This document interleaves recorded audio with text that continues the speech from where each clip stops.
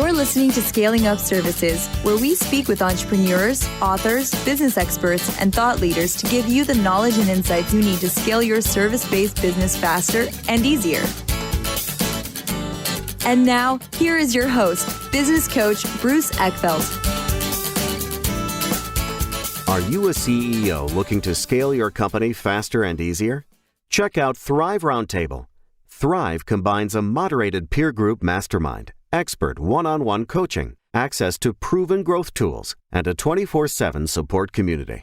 Created by Inc. award-winning CEO and certified scaling up business coach Bruce Eckfeldt, Thrive will help you grow your business more quickly and with less drama. For details on the program, visit eckfeldt.com/thrive.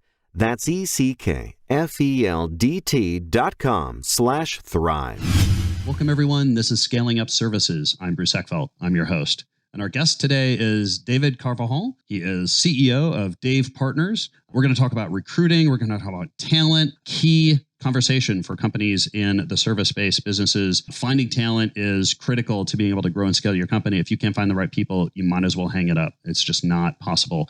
If you don't have a good system, a good strategy, good process for finding the right talent, attracting them, recruiting them, onboarding them. So critical conversation. I'm excited to have this. With that, Dave, welcome to the program. Thanks, Bruce. Thanks for having me. So why don't we start with a little bit of your background? So you've been in talent for a long time and in many businesses and many facets. Tell us about the journey. How did you get to what you're doing today? What were some of the experiences you had around really kind of making talent work? Yeah, that's great. Bruce, I've been thinking about recruiting for more than 20 years now. Yeah. And, I've met a lot of people in recruiting. I haven't met anyone as crazy about recruiting as I am. And I just love this stuff. I love connecting people. I love helping entrepreneurs just build really big businesses. Mm-hmm. And, look, it's my firm belief that everything bad that happens at a company is fundamentally a people problem. Yeah. And conversely, I also think that recruiting is actually the greatest opportunity that an entrepreneur has, not only in building their business, but in really kind of achieving their mission. Yeah. In life, right? And so, my journey, it's a bit of a funny one. I started my life, I went down to college at Clemson University, mm-hmm. came back to New York City, and I just wanted to tear it up. Yeah. Immediately, I took a job in the investment banking analyst program at Prudential. I was on track to become a big banker. Uh-huh. And I realized that, while they were making a ton of money, which frankly at the time was very attractive to me, I discovered that the world of corporate finance and investment banking, I'm sure there's some wonderful people in that business, but the people that I was surrounded with were either absolutely miserable or they were the biggest jerks I'd ever met. Sometimes they were both. Yeah, exactly. And, I just decided early in my career, I didn't want to be either one of those things. And so I ended up leaving and I wasn't sure what I was going to do with my life. I ended up at the top recruiting firm in New York City. Yeah. I never knew that the whole business of recruiting and headhunting had existed. And so when I got there, I said, wow, this is fantastic. They're going to find me a great job. I ended up somehow speaking with the guy who started the company, the recruiting firm. He had 60 executive search professionals from the top schools with vastly more experience than I had back then. Yeah. And, he convinced me that if I was willing to work hard, I could be really successful. And, I remember saying to the guy, look, that sounds like a bunch of baloney. My dad would get up at 4 a.m. to come be a printer. And, for as long as I could remember, the glory of hard work was instilled in us as children. If what you're saying is true, I said to the guy, could I meet your top 2 people? I'd like to figure out what they're doing to be successful. Good, and smart. I'll just tell you whether I think I can do it or not. Yeah. And so it turns out, the way people were looking for jobs back then was through these things called newspapers. I vaguely remember these things. It was the New York Times. Big and they're black and white. And yeah, right. You literally had to get your hands dirty.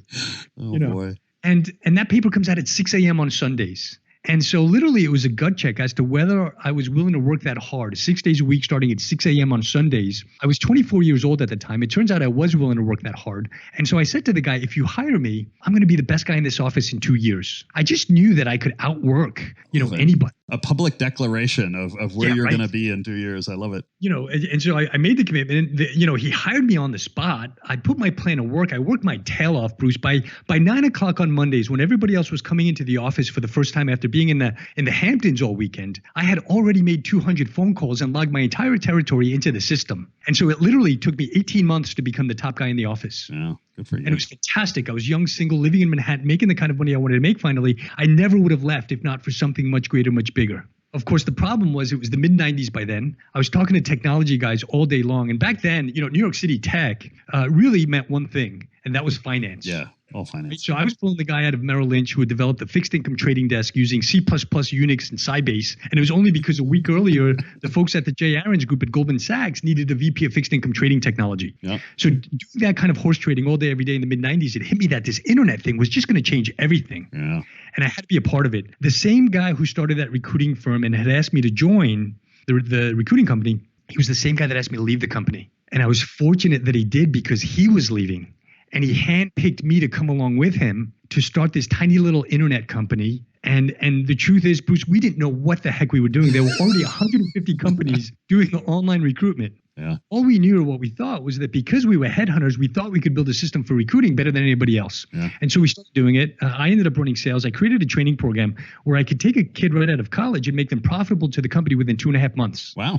I showed this to the CEO. He and I made a pact that I would hire 2 salespeople for every 1 non-revenue producer. Okay. And then I proceeded to hire the first 500 people at Hot Jobs. I opened 8 offices around the country. Yeah. We had 500% revenue growth every single year. In 4 years, we took it from 400,000 to 96 million in revenues. Wow. We had 68% EBITDA margins. Yeah. And so it was a beautiful business. Nice. We took the company public. It was a $1.2 billion market cap. Yep. And then 9/11 happened. Yeah. And the whole world changed. We were a jobs company and we were affected, drastically. But what happened was we had so much momentum that we actually continued to grow. When everything else kind of got stagnant and stuck, we managed to continue to grow. And then the number one internet media company on the entire planet at that time was Yahoo. Mm-hmm. And February of 2002, we closed the deal. We decided to sell. Yeah. And so 5 years, soup to nuts, we were done with a double exit. And it was fantastic. I was all of 31 years old at that time. And the truth is, I didn't know what the heck to do with myself. Lost at sea. Yeah. Fortunately, I had fallen in love, and so we managed to fall deeper in love, get married, have babies. Good. And I woke up 3 years later, and I was literally 60 pounds heavier than I am now. Oh man, it was really bad. Sympathy, pregnancy, the whole thing. Yeah. I mean, I was in really bad shape. I went to the doctor. He said, "Look, you've got to make some changes." Yeah, I was you got a choice. He wanted to put a bunch of drugs, prescriptions on. And so I just said, look, there's got to be a plan B. What does that look like? He said, well, you'd have to lose some weight, get in shape, maybe eat some green things. I said, let's make that plan A. I can do that. Yeah. And so I decided to get healthy fast. I discovered triathlons, and now I do Ironmans for fun. Yeah. And the second thing I did is I called up some guys that I had hired at the first company at Hot Jobs. And I said, look, guys, it's time to get back to work. I'm never taking time off like this again. I need to be productive. I need to work. Yeah.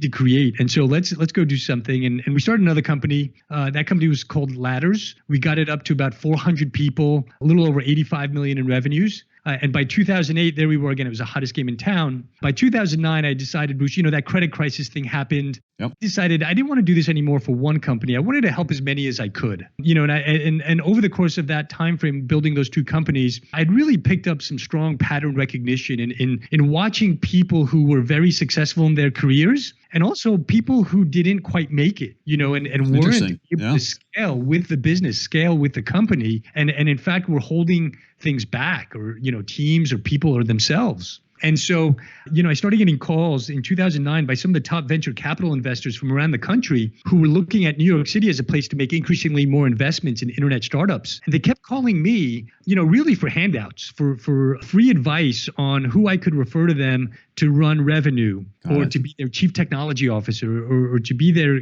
chief product officer, or they needed a co-founder. And so I did that for a little while and did a bunch of horse trading. And then I woke up one day and I said, well, I could actually make money doing this. And so I decided to hang up my own shingle, Dave Partners. Uh-huh. And so that's what I've been doing for the last 10 years. And, I'm having more fun than ever before. Yeah, good. And really, really kind of selective about we're a boutique firm, mm-hmm. Services business, and have gone through the ups and downs of our own kind of service model, but finally, was able to figure out the kind of optimal size and cash flow and kind of business that I wanted to run and still be able to do Ironmans and spend time with my family. Yeah. Well, it's an interesting, obviously super impressive, kudos for the exits and building the companies. I think that the really interesting thing about your story is the kind of break period. And I see this again and again. You've got, hugely successful entrepreneurs. They create a hugely valuable company. They get an exit, and then they really don't know what to do themselves. I mean, they kind of had this vision of, I'm going to sit on the beach, or I'm going to kick back,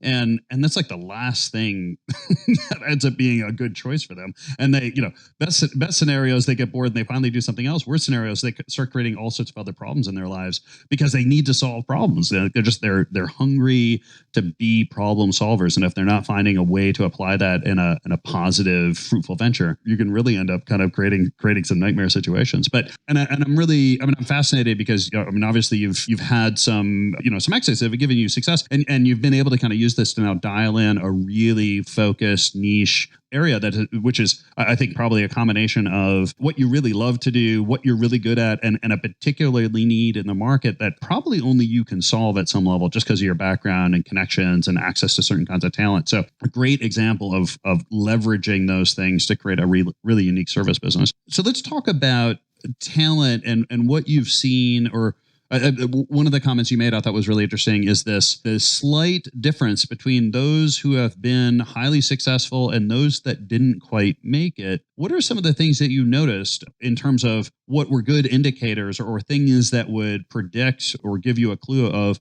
someone that would successfully grow with the business versus someone who wouldn't and end up becoming kind of a bottleneck to the organizational growth? Yeah, that's great. So two things. Before I get into that, you triggered something for me, Bruce, that I think is worth sharing, about the kind of entrepreneur's journey, right? Yeah. I think you're absolutely right. And I've known a number of people that reach just extraordinary levels of success. Yeah.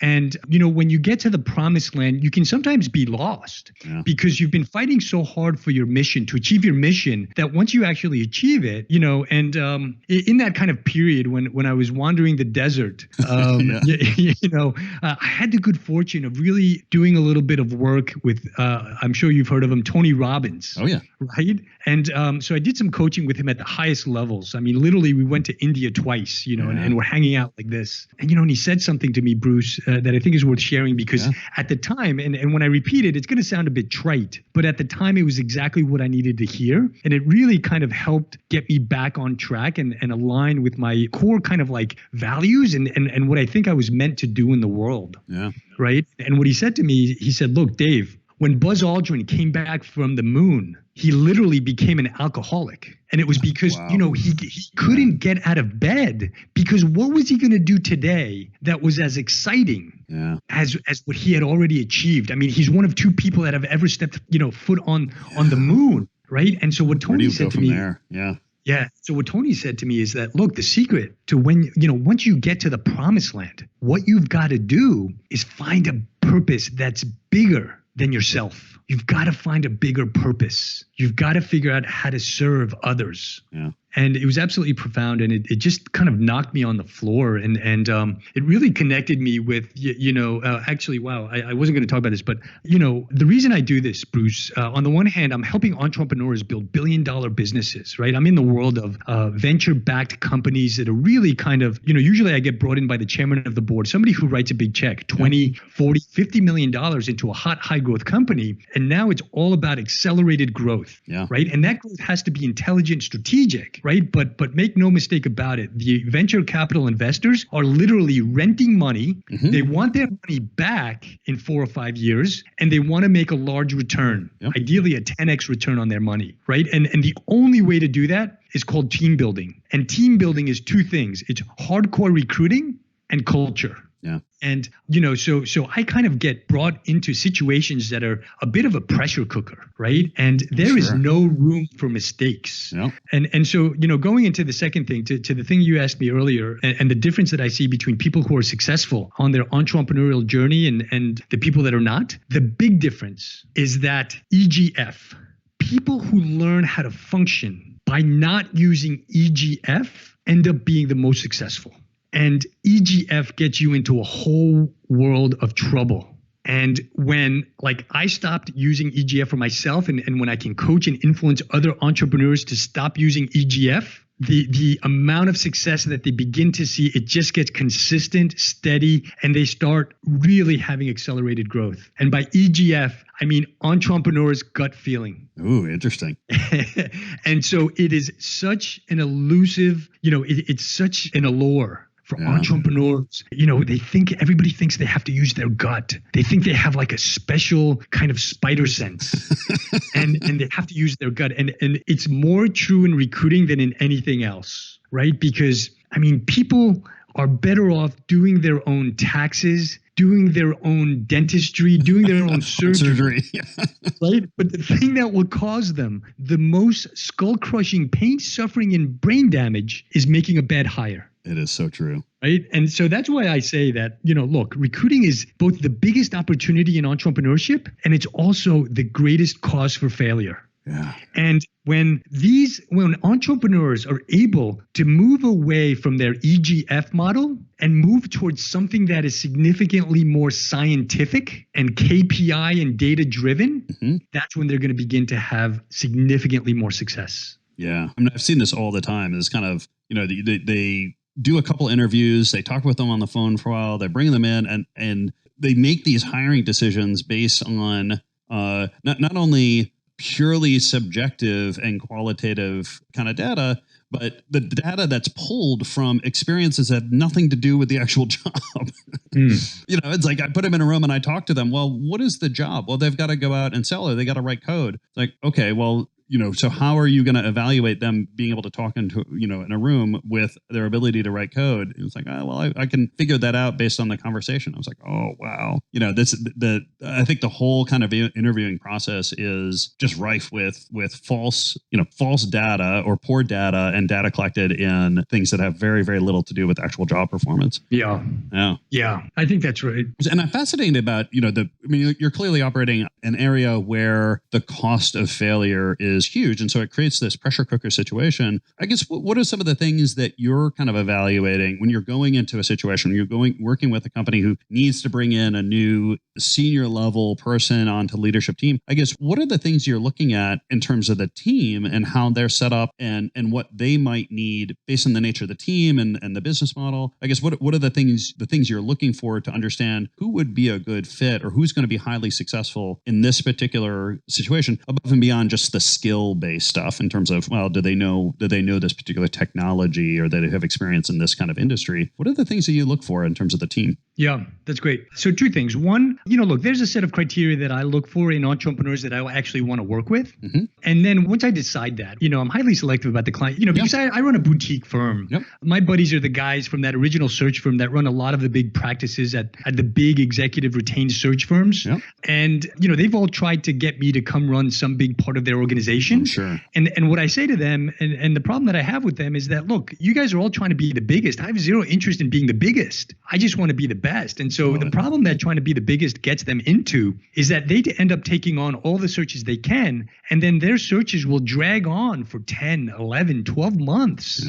Whereas I'm averaging 68 days to close. And I've got like a very disciplined, systematic process that I'm averaging 68 days to close because I go into it with a 2-month time frame, for closure, for getting this process done. And it's the same amount of work. There's actually a derivative of the Pareto principle that says work will expand to fit the time allocated. So if you're on a time frame that, is 10, 11, 12 months, it'll take you that long to get it done. But what I do is very different. So I run a very, very strong process that begins with number one, and what I look for both in the entrepreneurs that I work with, and then to be able to kind of help create a very cohesive, strong team that is able to drive accelerated growth is first and foremost, my entrepreneur has to have a growth mindset, right? So there are really two qualities. One is they're highly ambitious, which, that quality exists in spades, but they really have to have a growth mindset, right? And they've got to be, because I believe that all learning and growth requires an openness to learning and growth. And so they've got to have some level of humility, some level of openness, right? They have to kind of know that there are some things that maybe they don't know, right? Because then I can actually have some influence and take them through a process and a model that will forever change the way they think about recruiting and building culture in their company. And so the way that I do that, the very first thing that I do is we actually sit down when we kick off a search, we'll spend 45 minutes to an hour and we'll create precise clarity on one piece piece of paper, a one-pager called a blueprint. Okay. Right. And I actually walk through it in great detail. I'll just kind of highlight it. Yeah. But in my book, Hire Smart from the Start, on page 97, I walk through exactly how to do this. And so I'll give you kind of like the highlights. So on this one page, the page is in three parts, right? A top, a middle, and a bottom section. The top part is all about the company. And so it's about the core values, the culture, and the mission of the company. And while, I'm just going to kind of reach the highlights, I sometimes also spend like a whole morning, like 4 hours with an executive team, just to make sure that there is proper alignment and that we create that the right way. Yeah, critical. And you only have to do that like once every 2 years or once every 18 months. But it's so important to get that, right? And I'll just kind of give you some bullet points on how I actually do that. I think it's so important to look out 10 years from now, for example, right? So I'll take a CEO and I'll usually kind of go through the mental exercise first with the CEO, and then we'll do it as an executive team at an offsite. But we'll reverse engineer from 10 years, we'll go back to 3 years, and then 1 year, right? And it's only by doing that can you get real clarity, right? Because if the CEO thinks that in 10 years we're going to be a $3 billion company and have 60% margins, and if the CFO is on a completely different page and thinks they're going to be a $10 million company, that's an enormous gap. Yeah. And we need to kind of have a real big conversation as an executive team to make sure everybody's sees the vision and understands what we're trying to do here. Okay, so the top part is all about the core values, the culture, and the mission of the organization. The middle part, and this is probably the most important part for me in executing an executive search, and I like to begin with the end in mind, right? So I want to get clarity around the outcomes first and then reverse engineer. Sure. So that middle part has three parts as well, going from the right side to the left side. So I start on the right side because I want to begin with the end in mind. And what we do there is we list out the top 3 or 4 strategic priorities. Of the role of this. This is now of the role that you're trying to fill. Got it. That's right. So the one pager looks like it has a top part, a middle part, and a bottom part, equal thirds, right?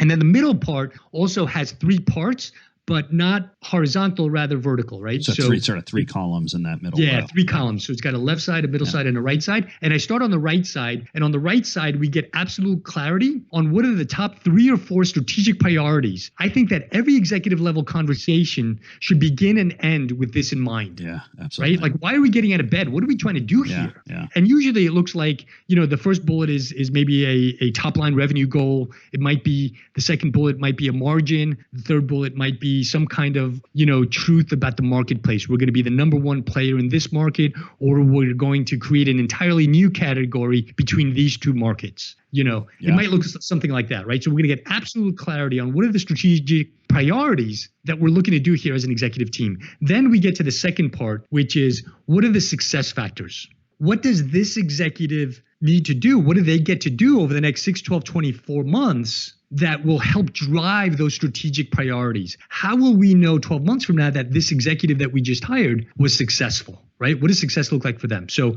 now that we've gotten the strategic priorities, the success factors, then we get the third column on the left, which is probably the most important for me, which is what are then the core competencies necessary for this executive to be successful in the role? Got it. And what are some, at that level, what are some of the typical or example competencies that you would be putting into that box?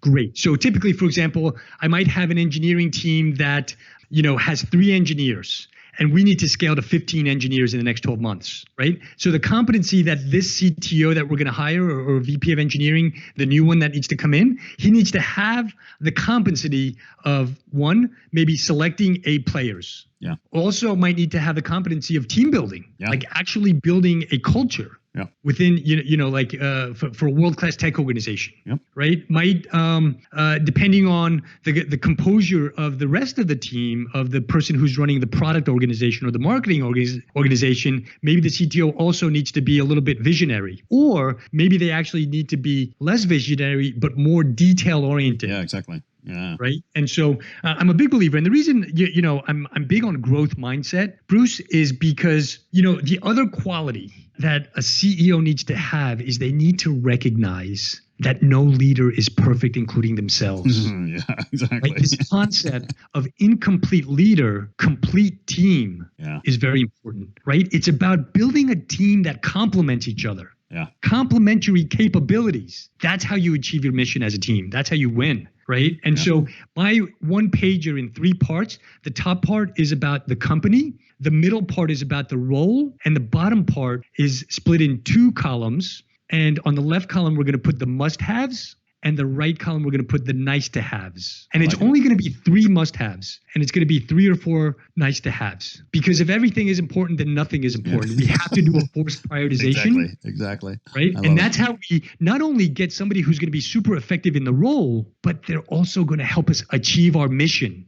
Right. And that's the important. Well, and what I find is just super powerful in the way that you set this up is 2 big things. I mean, one is you're keying this off of where do we want to be? Like, where is the company going? Right? Because we can go lots of different places, and depending on where we go, we're going to need a different team. We're going to need different skills. So unless we really articulate where do we want to be in the next 3, 5, 10 years, it's going to be tough to decide if this person could be a great person. They just may not be the person that's going to get us there. So understanding where we want to be is really key. And I love that focus. The other thing that I think you're doing here, which I think is so many people don't do when they go to hiring, is really prioritizing the top must-need skills, the capabilities, the skills, the things that are really going to drive success in this role. Because it's so easy to you interview somebody and they're like, oh, but this is great, and this is great, and this is great. And you find all sorts of great things about them. But if you haven't figured out what are the key things for you and really the few key critical things, it's going to be impossible to really evaluate that person based on, is this really the right match or not? And if you have a list of 15 things you want in a person, it's like, all right, well, you can have everything you want, but you can have anything you want, but not everything you want.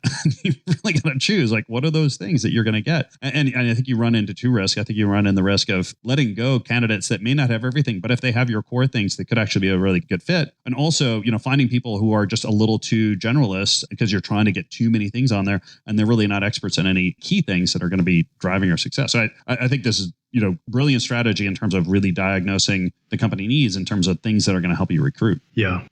That's right. And where, I guess, as you've worked with some of these companies and seen, potentially sort of seen them make mishires and things like that, where do companies typically make mistakes on this, or where do they mishire, and what do you feel are kind of the underlying causes or reasons for that? Yeah, I love it. So this is going to take a little while. 2 big parts to that question, 2-part answer. One is, in my book, I write about the iceberg model. The thing that took down the Titanic was not the piece of ice that was sticking out of the water. That was easily visible, but the mass of ice that was underneath the water was 10 times bigger. And that's usually the case, right? Like when you put a piece of ice in a glass, just a little piece of it sticks out of the surface line, right? The mass is underneath the water. And I equate that to recruiting, right? The piece of ice that's above the waterline are the words, the actions, the behaviors that people exhibit. And that's like surface level stuff. And the mistake that most hiring managers make, whether it's a CEO or any hiring manager makes, is that they get bamboozled into listening to the words and the actions and the behaviors, when rather they need to look. I say that recruiting is actually a leadership competency. Yeah. And like all competencies, you can actually get better at it, right? And so like all facets of leadership, you can develop your own personal leadership capabilities, but you have to actually make an effort. You have to read books. You have to learn from people on how to do these things, right? And so recruiting, I think, is about learning that competency. And learning the recruiting competency is all about learning how to actually interview people and understand who they are through discourse, right? So the things that I look for and the things that I, work with my clients on are understanding what's underneath the surface line of the iceberg. And that includes things like values, beliefs, motivations, right? Because when you can actually understand the intrinsic motivators of a human being, then you can actually build this thing that is incredibly important in business called trust. Yep. Right. And what happens when you don't do that is then you end up having to write, employee handbooks and manuals and a whole set of rules that have derivative sub rules and all these different rules just because you want to get people to like actually behave the right way. Yeah. Prescriptive behavior. Yeah. And so, I think team building is really 2 things. It's the hardcore cold recruiting of the right people, and then culture. right? It's really those two parts. And I'll say this, look, there was actually a big study done by Deloitte, and they studied like thousands of people, hiring managers and people that were hired. And literally what they came up with was that there are two big reasons why anyone succeeds or fails at any company. And the first reason is by far the biggest reason, bigger than the second reason. The first reason has everything to do with culture fit, whether their personal DNA matches the cultural DNA of the founder, of the CEO, of the leaders of the organization. The second reason, and that's responsible for about 60% of the reason why someone succeeds or fails at any company. About 20% of the reason why someone succeeds or fails at any company has to do with their technical capabilities. Yeah. And what happens with interviewing and recruiting is that most people spend entirely too much time focused on their technical capabilities, on looking at their resume, what they've actually accomplished, right? And what I like to do is read between the lines. Yeah. Tell me why you made the decision. What's in between the two experiences? Why did you leave that place? And why did you go to the other place? What were you hoping to find at that other place? And was that actually true, right? What does their judgment and decision-making look like? And what drives them? Are they themselves, driven by things at the surface level? Or are their intrinsic motivators, their values, their beliefs, their motivations aligned with our core values as an organization? Yeah, I can't agree more. I've just seen so many teams that, have huge opportunity, and they're going down kind of the scaling process. They hire, a key executive, and 6 months later, they've let them go. And, it was the perfect technical fit. This person, had done this multiple times, taken a company from A to B multiple times. But when it came down to it, they just couldn't work effectively together as a team. And if your team's not going to work effectively together, then you're dead in the water. That's right. I can't tell you how many clients, I recruit out of Google and Facebook and Amazon all the time. And I can't tell you how many clients think that that's like the magic silver bullet, right? And that's exactly what ends up happening is, those companies are already big. Right? The best people that built those places worked there like 15 years ago. Yeah, exactly. Right? They're like no longer gone. there. Yeah. And it's exactly like these kinds of things, right? It's almost like shiny penny syndrome. They think that that's the thing because they have Facebook on their resume that they're going to be a great hire. And in fact, I often say, look, it's the opposite. Yeah. Yeah. What any good strategies or questions, or how do you actually read between the lines? Is there anything that you could recommend to folks that are, if they're going into an interview and they're looking at the lines on the resume, what can they do to kind of dig in under that and get to that 90% that's below the waterline in terms of that person's, the motivators, the drivers, the beliefs, the values, above and beyond just the results and the kind of technical skills that this person has? Yeah. So there is a book that I read that actually kind of really helped form my thinking around how to do this, Bruce. And I do recommend it, although it was written by a PhD in organizational psychology, and it is guaranteed to put you to sleep in like 3 pages.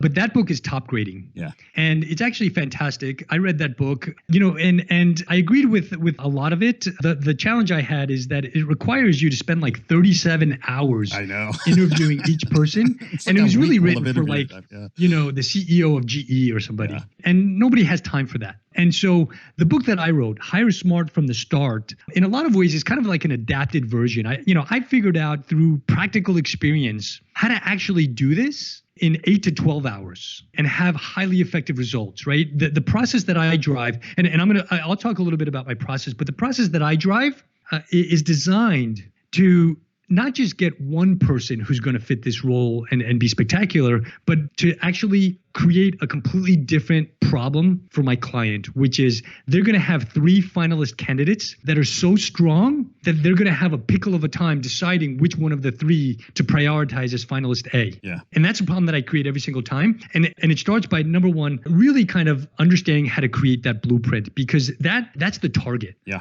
Another big mistake that most hiring managers make is that, let's say they need an accountant. They'll just jump in and start interviewing accountants. Yeah. And they might actually hire the best of 5 or 6 accountants that they interview, and that person will still only have 60% of what they need in that accountant. Right? Because they never sat down to properly create the right blueprint. Anything that was ever great, that was built by humans, first started as a blueprint. Yeah. Right. So first and foremost, I always say, look, build a blueprint, get absolutely clear on, if you're buying a car, you need to understand, do you need a pickup truck, Exactly. a van, a sports car, or a family car? Yeah. How many people, how fast, how frequently, what gas mileage do you need? Yeah. Exactly. It's not like you just go to some like auto mall and pick, give me that one. You really have to put some thought in advance. And again, move away from this concept of EGF, right? Yeah. Let's get clarity. I think clarity is power. Yeah. Right. Let's get clear on exactly what we're going to do. Let's think on paper and let's write this down and get clear. Let's create a blueprint. And then I take them through a process. Right. And the process is this. The truth is that all recruiting has 3 parts: sourcing, screening, and securing. And each one of those 3 parts, the first part is the highest volume work and decreases over time. Right. But from a skill level perspective, the first part is the lowest skill and then goes up over time in terms of skill required, right? And so a lot of times where recruiting breaks down is that one of these 3 things is not being done sufficiently well from a qualitative perspective. And so I'll get clear. So in that sourcing part, Bruce, I will once we've created the blueprint, I will go out and identify who are the best 40, 50, 60 people on the planet to come be. So I've had this argument with some of the top venture capital investors around the country. And in the end, every single one of them says, Dave, actually, you're correct. I secede the point. I see your point and you're correct. Yeah. And what I've said to these people is, look, Fred, you're oftentimes creating more damage than you are good when you say to an entrepreneur, hey, here's a great CFO. Yeah. Because any 2 reasonably intelligent people could look at a resume and say, wow, that's a great CFO. And they could potentially hire that person. It could be the biggest mistake of their life. And the reason is because that's not the task at hand. Yeah. The task at hand is this a great CFO for us? Those 2 little words for us change everything, right? Because then it's about a process of defining first and foremost who we are and then getting that clarity around who we need. Yeah, it's really, I love that idea that at first understand thyself, like really, look at yourself first before you start figuring out who is the best person to bring in the company. I have to understand who we are and what do we need. Yeah. Good. Okay. So in terms of the process, so number one is sourcing, right? So I'll identify 40, 50, 60 candidates, and it's absolutely, it's important to, it doesn't have to be 40 people, but it has to be a substantial enough amount. I'm just giving you kind of like that. That's usually my standard. It's somewhere between 40 to 60. Sometimes it's 80 or 100, whatever it needs to be. Right. And then usually out of about 60 people, I will personally engage about 35 of those people. Okay. Out of those 35, and that's what, out of those 35 people, then I will put in front of my client the best 5 to 9 candidates. And every single time that I do that, Bruce, that results in 2, oftentimes 3 finalist candidates that are so strong that the client is going to have a pickle of a time deciding which one of these to hire. Yeah. So it's really, so you've got the kind of the questions and the filtering process, and the numbers that you need at each stage to get to that a high, 2 to 3 highly qualified, high degree of cultural fit for that group, so they can actually make a decision. Because I think a lot of times, people end up, it's a false decision. That's right. It's like it's 2 bad candidates, or one pretty good candidate and 1 horrible. So they're like, oh yeah, we got to decide. Really no decision there. Oftentimes, look, they just haven't met enough people, or they haven't met enough of the right people. So by creating the blueprint, and my process is designed, so if you're hiring that accountant, first of all 6 of those candidates coming in for an interview are already going to have 100% of the technical capabilities required, right? So that's like table stakes. That's a minimum. Exactly. So that then we can do the qualitative work of really digging in to their cultural fit, right? That stuff under the waterline. Yeah. No, that's great. So we're gonna hit time here. What if people want to find out more about you, want more information about the book, want to get into these 3 steps in more detail, want to get the blueprint, all that stuff? Because we've covered a lot of great things, and we could probably do another 3 episodes on all this. What's the best way to get a hold of that information and learn more about this process and how you work? Yep. So I'm at davepartners.com, www.davepartners.com, and you can also find me at davecarvajal.com. Great. I will put those links in the show notes here, and we'll list the book and make sure people know. And the book is available everywhere. Amazon, Barnes & Noble, HarperCollins published it.